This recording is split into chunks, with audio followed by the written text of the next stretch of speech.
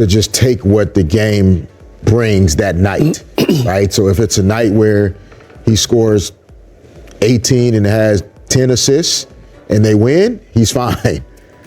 And on a night like tonight, the ball goes in, he gets 23 field goal attempts, which is not usual for him. But with his efficiency, if he gets 23 shot attempts, most likely he's going to score a lot. And then LeBron with 8 assists kind of carried more of that, at least assist playmaking role. But just doing whatever it takes to win. And that's what the guys are mostly about. Yeah, that's a career high 23 attempts, so good job bringing that up. Also, Brez, he got to the free throw line, which he mentioned to Mike Trudell, and he was 8 for 8 from the line. Yeah, 23 shots. No wonder he's tired at the end. What I liked about his interview with Trudell, he said, look, I missed 3 in the final minute. That's unacceptable. And knowing Austin like I do, like we all do, he's not going to sleep 100% well tonight because of that last minute. 14 assists last game, 38 points today.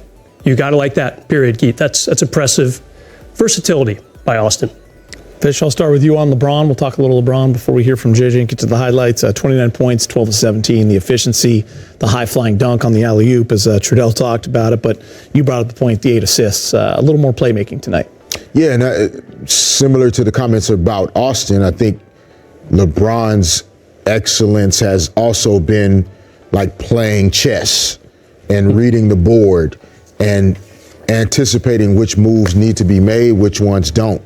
And on a night where AD is out, he probably could have tried to step on the gas and score 40 himself to try to will the team to a win. But that's not a sustainable way of playing beyond tonight. So he just goes out and does what he normally does and finds ways. He gets to the rim. He's 12 out of 17. Doesn't try to take over the game. And think about it. You've scored more points than anybody in the history of NBA basketball, but you leave room for Austin Reaves to go out and get a career high without Anthony Davis on the floor. And so, again, it just speaks to his willingness to be a teammate, a great one, while also being one of the greatest. Yeah, and still scoring 10 in the fourth to make sure you get the win. And, I saw him several times making the extra pass where he had a shot. So, I mean, he understands it's, they're right before the All-Star break. He had to carry the burden. He and Austin Reaves had to do it.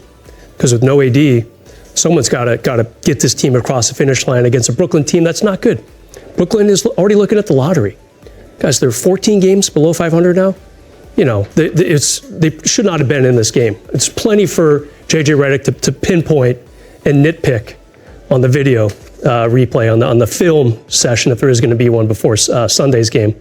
They got the win, though, Geet. 11-1 now against teams below 500. 11-1. Third best. Big fourth quarter, 10 points, 5 assists. Let's go inside the Laker locker room. He's with Allie. Bron, on a night when you guys may not have been your sharpest as a team, as JJ just kind of mentioned, what do you attribute this win to? Just find a way to win the game, no matter what. I mean, it's every game in the NBA is going to be challenging. That we knew after the losses they had against the Clippers that we was going to get their better shot, and so we was ready for that. And they played good ball. We played good ball at times. We could have been a lot sharper, but we took the win for sure. What stood out to you about Austin's career high? That was his career high. I mean, listen, he's been in big moments before, and he knows what to do, and we needed every bucket that he had tonight, but just the momentum and the way he was playing, it was just in a rhythm, so, we needed it from him. You've seen in your time in this league, you've seen players go from good to really good, like there's different steps you have to make as you kind of find your potential. I guess, where do you think Austin is in that process, and what is it like watching those steps?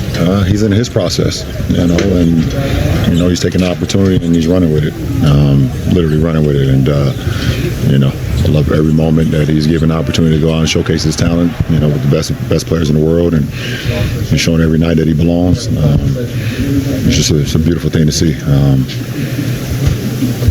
That's it. You said big picture, right? I mean, the win is it? That's what matters, and it's hard. Well, that's not it, but that's the most important. But it's not it. What are, in your mind, like tonight? Were there steps backwards in the other areas based on what you guys did in the second half against Miami? Every game is its own. We can't base one game off the next. This league is too fragile to say, okay, well, let's pick out right where we left off second half of Miami. We can't do that. One, we out our best player on the team. Trey's first minutes, he was put into a role where, he didn't even think he was going to even play tonight, and then he's the backup center getting minutes. So, everybody's roles had to just change. We were not the same team tonight as far as our lineup, as far as our whole, complete group as we were in the Miami game. So every game has its own factors, and you try to figure out how you can be the best that night. And obviously we were not the best tonight, but, that's what film is for. That's what things we can clean up to get better, for the next match. But now the Clippers is its own entity game, and we have to understand that and go from there.